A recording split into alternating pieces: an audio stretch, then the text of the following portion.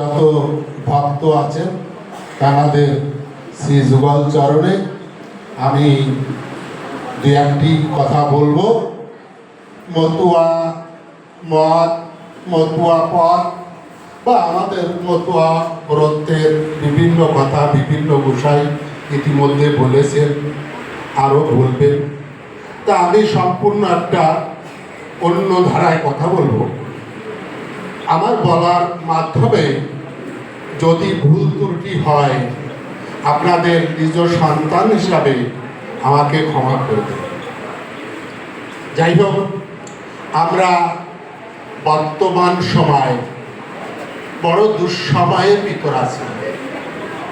যদি বলেন কিরকম, এখন আমাদের বেঁচে থাকার টিকে থাকার লড়াই, এই লড়াই হচ্ছে আমরা পূর্ব বাংলার থেকে দেশ ভাগ হওয়ার পরে যারা এই ভারতবর্ষে এসেছে, আজকে আমাদের এখানে স্থায়িত্ব কিছু নেই। আমাদের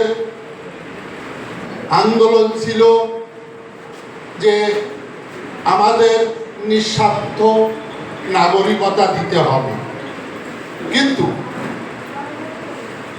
আমাদের শর্ত নিয়ে নাগরিকতা নিতে এরা বলছে।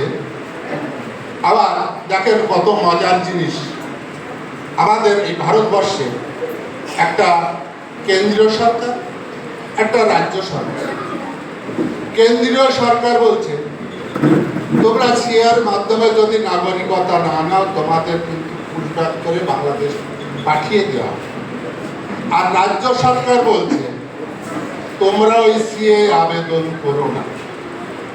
তাহলে আমরা কোথায় যাব? দুটো সরকারই নিয়ে আমাদের এরকম দ্বিচারিতা করছে। তাহলে আমরা এই সঠিক তথ্যটা কোথায় পাব? তাই আমাদের একমাত্র রাস্তা হচ্ছে আন্দোলন করে নিজেদের অধিকার নিজেদের আদায় করে নেওয়া। আজকে আমরা সুন্দর একটা প্ল্যাটফর্ম পেয়েছি, এই মতুয়া মহাজোট। আমরা আজ এখান থেকে অঙ্গীকার করে যাব, এই মিটিং থেকে আগামী দিনে আমরা এই মতুয়া মহাজোটকে সামনে রেখে আমরা আন্দোলন করে আমাদের অধিকার আমরা ছিনিয়ে নেব। জয় হরি বল। আমার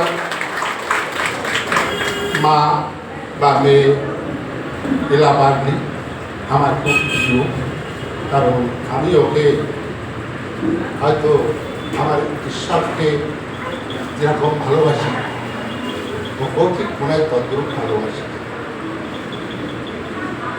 আপনারা আমাকে আশীর্বাদ করবেন, আমি যেন যতদিন বেঁচে থাকি আমি আমার মায়ের শ্রদ্ধার আসনে যেন এই ইলাকার লিখে রাখতে পারি। হরিবল হরিবল।